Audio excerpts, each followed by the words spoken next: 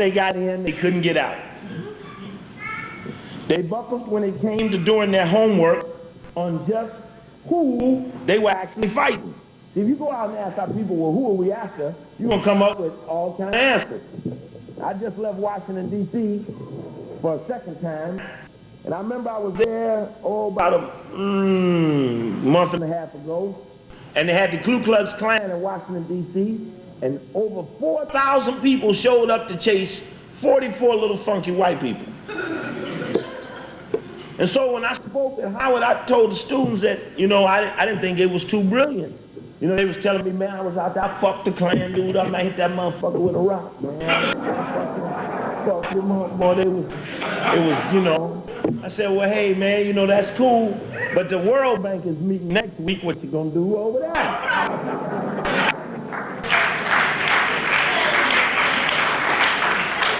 Now the next time, see, you be proud when you see progress. See, one thing that I try to do when I go, I be instigating stuff. Now, I saw LeGrand Cleave out here tonight. He said, Steve, where you been? You're supposed to, instigated us into this boycott. See, we had a little meeting a couple of months ago, and they were sitting around trying to side us. Boy, I said, yeah, man, do it. So then they don't see me 2-3 months, They say, hey, man, we out there boycotting now. Where you been?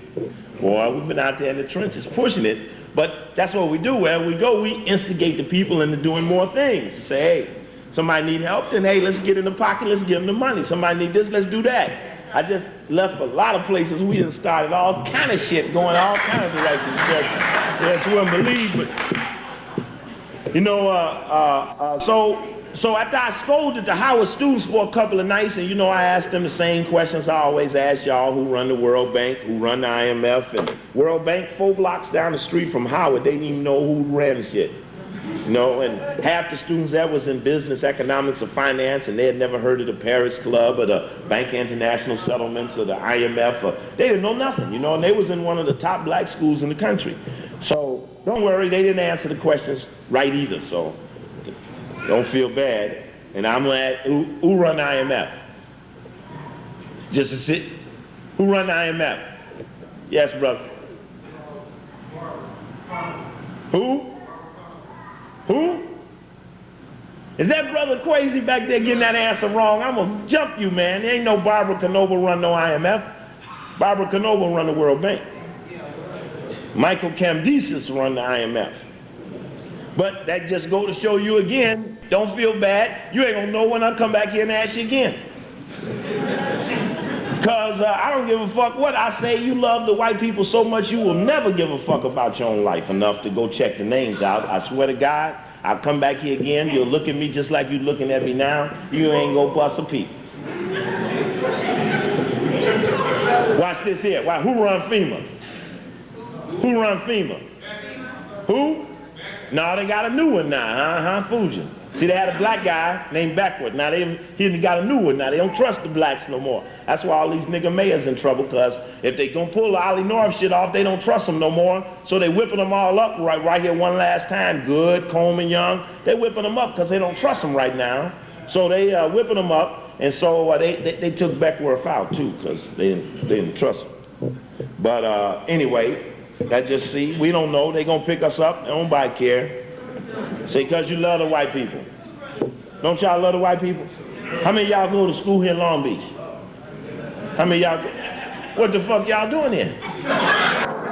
How you gonna tell me you don't love the white people when you up in here with the white people? Do the white man run the thing?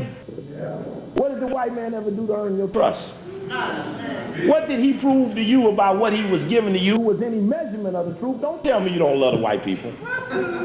And you will pay these white motherfuckers more than you'll ever pay me. That's the truth. I go to American University, they're paying $20,000 a year in tuition. Howard, $8,000 a year tuition. University of Maryland, $13,000 tuition. University of Kansas, $11,000. They don't know a goddamn thing, and they didn't give up cars, automobiles, greenhouses, solar panels. They give them away every year they go to the damn school. They pay them that. They pay them a greenhouse 1 year in tuition. And all you could have done was feed your goddamn self. Yeah, we love them. Down, boy, down. Oh, beast, it's for the beast. This ain't for y'all, it's for the beast. So y'all are a sold out generation. Not that y'all sold out, y'all been sold out. Yep. They buckled when they came to doing their homework on just who we were actually fighting. Oh, I want to finish that story about the Klan. After I scolded them students at Howard about that Klan, a month later they had another Klan march, right? It went from 4,000 down to 1,000. And the students got together and put an editorial in the Howard paper. They said, fuck the Klan, we looking for the IMF, the World Bank, FEMA, the bank, the Central Bank, the Fed, and they named all the shit they was looking at. They said, fuck the Klan, they ain't going for that Klan shit no more. They just did that, and I was really proud of them. But even still, 1,000 people showed up. They bricked the black police beat them with the clubs, so the Klan marched and the black marchers beat the black police and the black police beat the black marchers and the Klan didn't even get one rock in the head. Somebody is misleading the people. Yep, they buckled on the civil rights, they done lost them little funky civil rights, they done lost that shit. They lost that shit. The whole civil rights establishment is dead. They lost, they out. They like the Soviets. They out. They lost. The shit got rejected. The shit ain't in affirmative action. Gone, y'all. That motherfucker gone. Your treaty with the white man been revoked.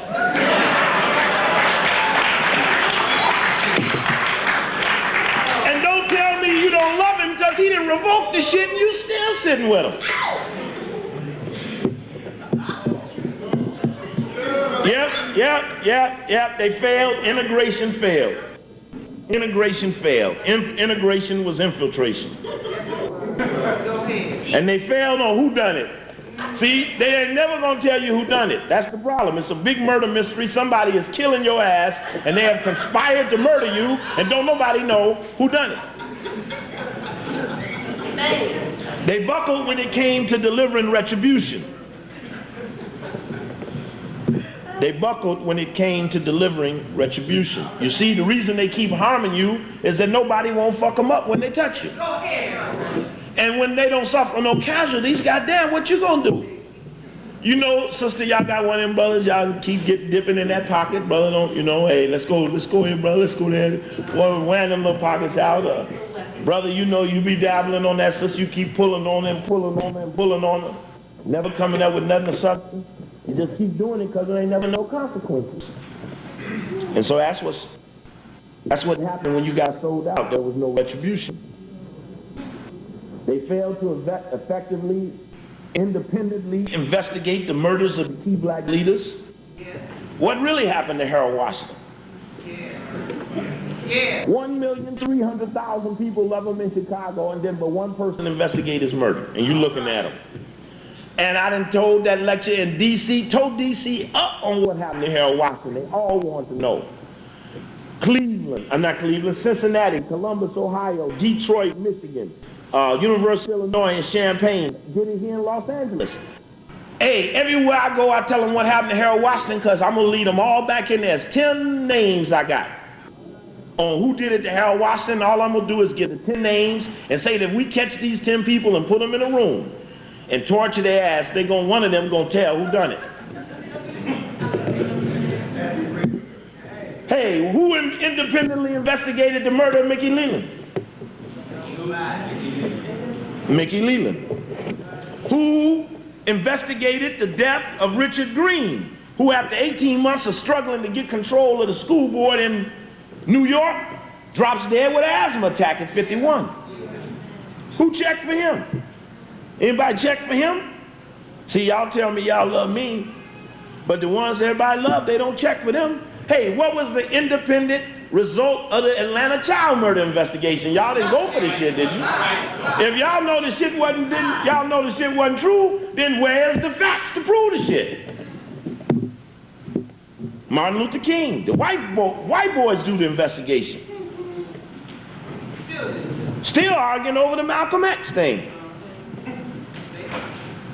Yep, the sold-out generation.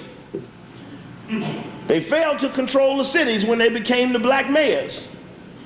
They sold you out. They sold out your future, nipped it in the bud. Because they chose to make no attack on the bond buyers and the bond raiders, who are now bringing on with the central banking system the recession, which is in fact a repression. And I don't mean depression, I mean repression. They're gonna kick some ass. And on top of that, some of them sold you some phony black nationalism while working for the white man. Chicago, many of the key brothers and sisters then jumped out and got with the MacArthur Foundation. The Rockefeller Family Foundation, in throwdown, they got more nationalists on their payroll than we got nationalists working for us in Chicago. Here in Long Beach, you suffering from the conspiracy to say there is no conspiracy group.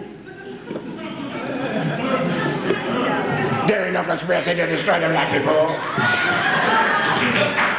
Black people too stupid, there don't need no conspiracy to destroy the black people. Fuck that shit, and you work for the white man. I was in D.C., boy, where we had a program. We was there at the all-black school, Ujimashule.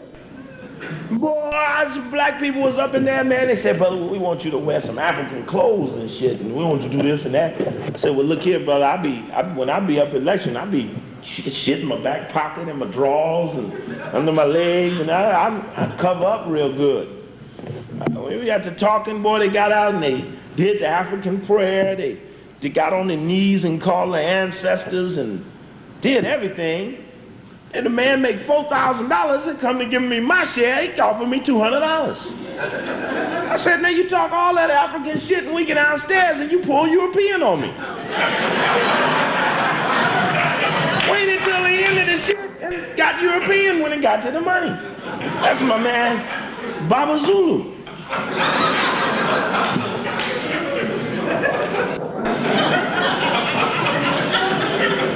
Hey, this is some serious stuff. It's some serious stuff, you know. You gotta fight it out. You gotta fight. Everywhere I go, I fight it out. You can't punk down in the business. You can't punk down the business. And y'all know everywhere I went, we've been talking about this. What's this? Boo Boo Bomb, boy, this shit is going, this is hot. Some cities, they're selling it now.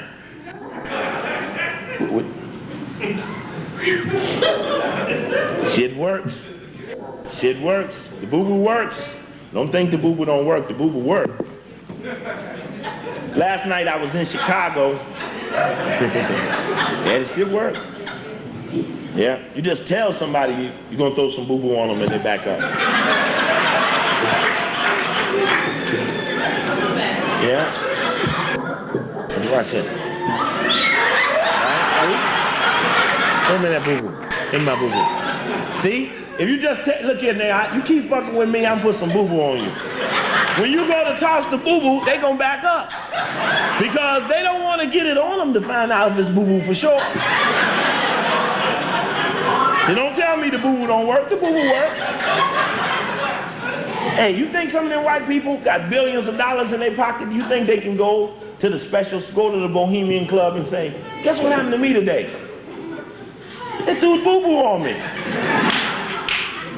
Oh man, we got boo-boo bombs. We got people storing boo-boo bombs. You know, this is McDonald's boo-boo bomb. This is Taco Bell boo-boo bomb. You know, I'm coming from special places that know what kind of poison in it, who to give it to.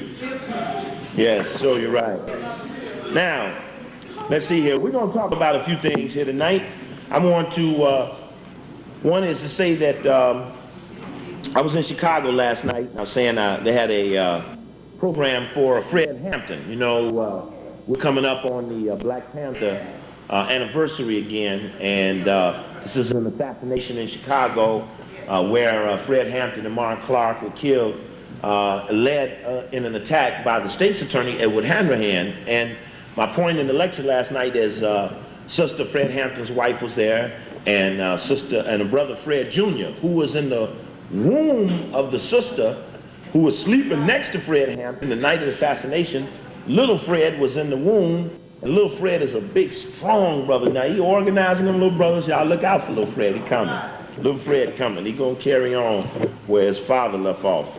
But the whole thing about last night's program was about murder. You know, we was there honoring the murder. And all I asked was, when was the white dude who conducted and transacted the murder gonna get his just due? I mean, after all, Michael Haney reaped what he sowed. So why shouldn't Edward Hanrahan reap what he sowed? That's the law. The law is retribution. God don't allow you to avoid and disrespect the law. So we got to uphold the law. Yep, they failed when they said they was fighting apartheid. Had a story here in Washington, D.C., said de Klerk meets with Bush September 24th, first South African president to come and meet with American president since 1948.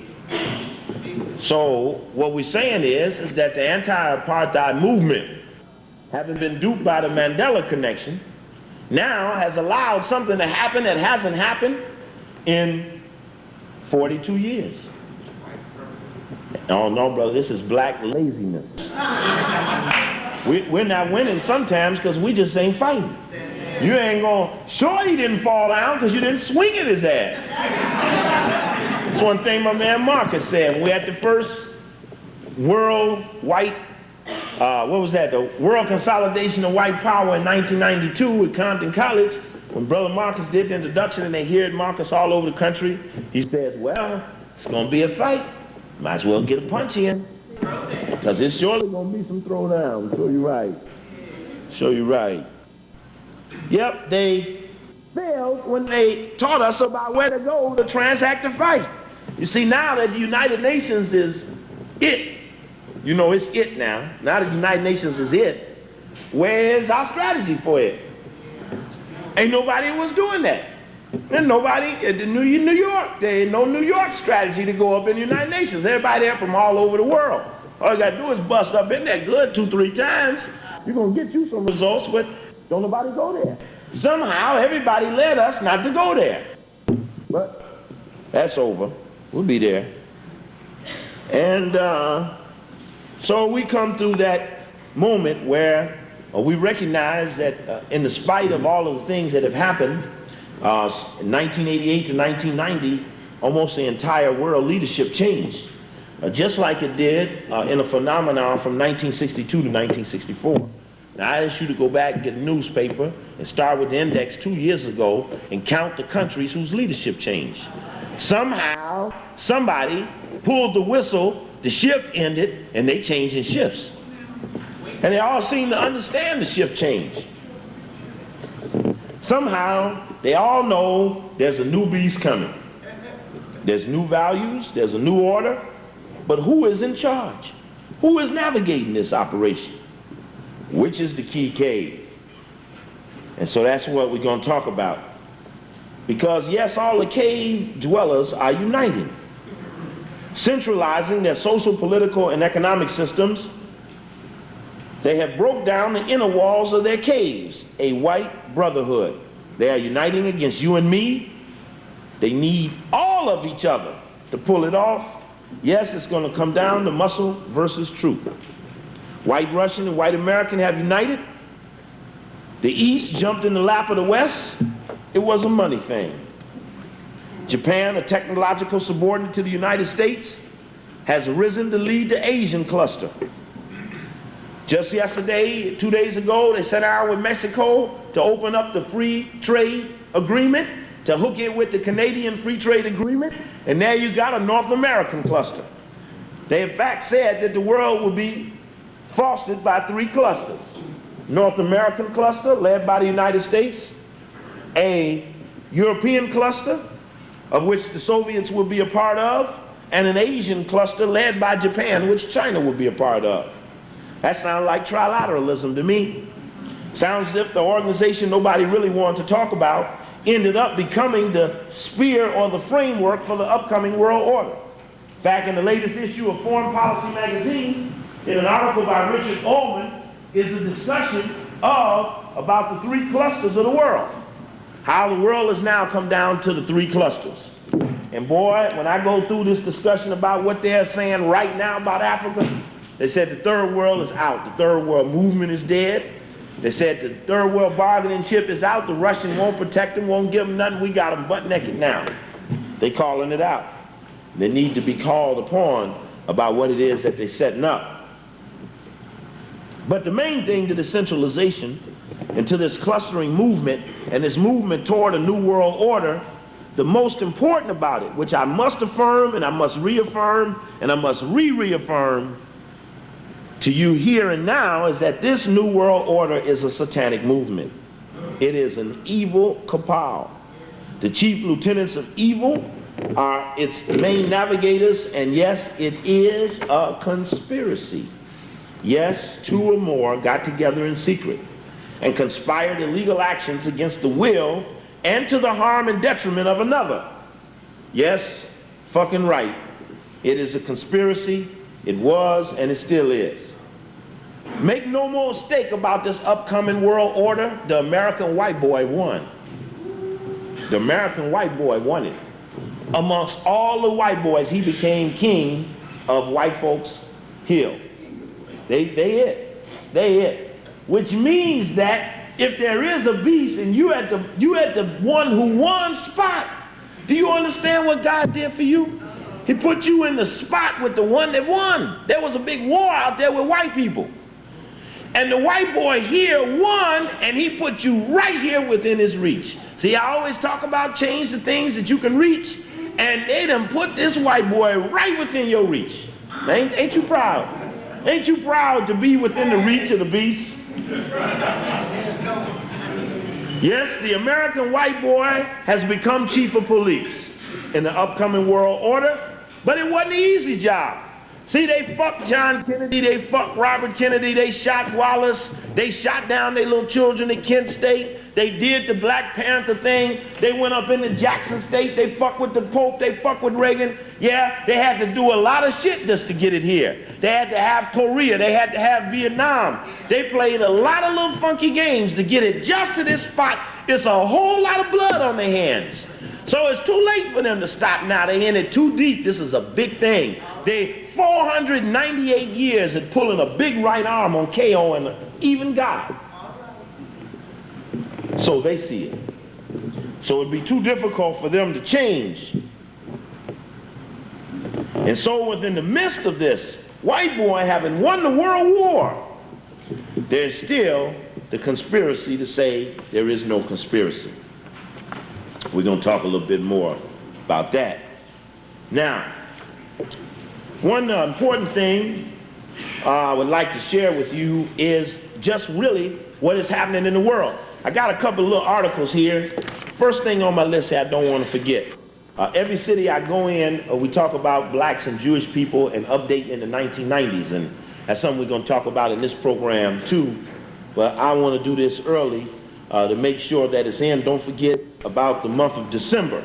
That the month of December is do not go to any white movie theaters. And since there are no black movie theaters, I can say don't go to the movie. You know what I mean? I don't care. Is there one here? Is there one in LA?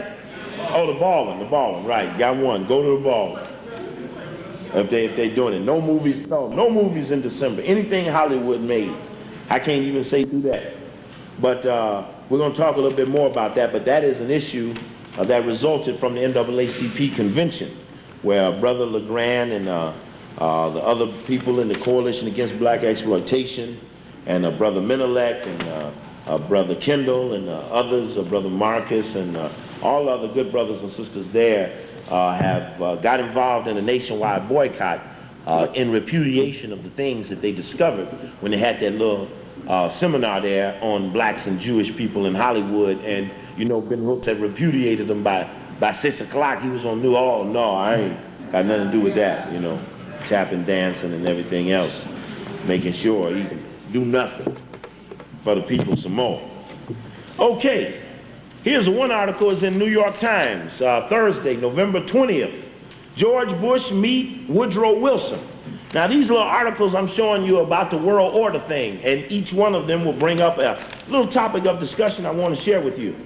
George Bush, it says, what does New World Order mean? Now that's a good spot to start in.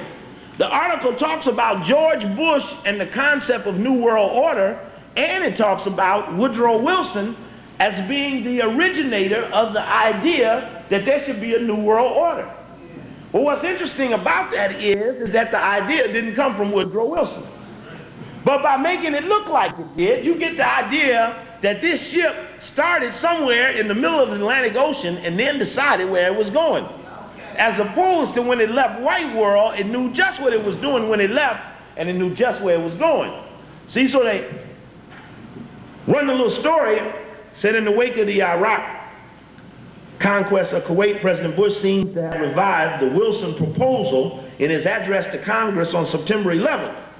Bush called for the creation of a new world order in which nations recognize the shared responsibility for freedom and justice. And there was a quest for collective security and so forth and so on. Well, the key thing to the article is that it does something that's a part of the lie to you. That's that the program for world control doesn't have any navigators, that it's nobody at the helm directing the ship. Because you see, it's always that this thing is moving and it don't need nobody to run it. You ever seen a horse win a race without a jockey?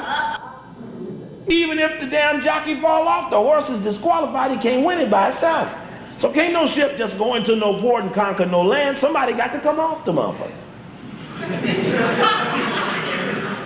So now they got a ship called New World Order. Jesse Jackson running around with it. Well, we was in Howard, and Jesse Jackson was running around Washington. See, he's the shadow senator, right? Up in D.C., they pissed. Boy, they got this nigga showed up. Every time they want to ask a black person what's going on in D.C., they ask Jesse Jackson. Now, the people been there 50, 60, 70 years. They're a little damn pissed. Because now they've been sitting there suffering from the thing, and they ask the outside dude what's going on with the people on the inside. Kind of like, I don't know why the cage bird is singing. And so, when I show up, you know, I go on this show called Kathy Hughes Show. Very influential sister there, owns a little black radio station, very powerful station. So I said, what about Jesse Jackson? What did they say that shit for? Boy, by the time I got through with the shadow senator, DC was rocking. That's why we had so many people at the little Baba Zulu place that night, because when I call out, see, I'm from Chicago, see, I know him.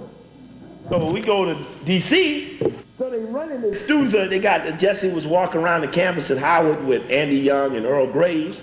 So the town said, man, they passing the flyer, Steve Coakley coming, you know. So they tell Jesse Jackson, say, well, hey man, Steve Coakley coming. He grabbed Andy Young, boy, they jumped in the limousine, boom, boy, they shot him out of there. I said, wait, they really want to talk to you. Nah, they didn't want to see me. I was looking for him. I wanted to ask him about that boule. Hey, baby, where you going? Hey, baby, where you going? Hey, baby, where y'all going? Y'all have to leave. I'm gonna miss y'all. Bye. Y'all know somebody here who can tell you what happened? Oh, because it's gonna get hot.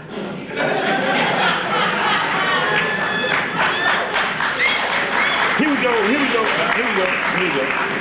Boy, y'all love signifying. See, that's terrible. That's terrible. See, and I be playing upon that. That's terrible.